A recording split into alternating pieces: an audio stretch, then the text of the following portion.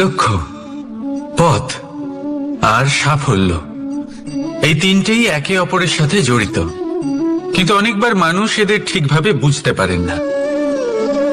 তারা ভাবেন যে যেরকম লক্ষ্য হবে সেরকমই পথ হবে, সেই মতোই লক্ষ্য কঠিন হলে পথ কঠিন হবে, লক্ষ্য সরল হলে পথও সরল হবে।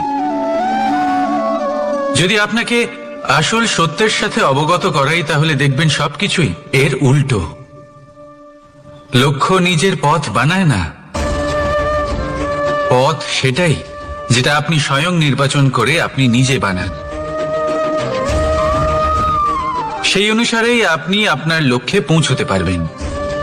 সেই জন্য জীবনে যখনই লক্ষ্যে পৌঁছানোর পথের বিষয়ে আপনি কোনো সিদ্ধান্ত নেবেন, তাহলে তা ভেবে চিন্তে নেবেন, কারণ এই পথ অত্যন্ত গুরুত্বপূর্ণ।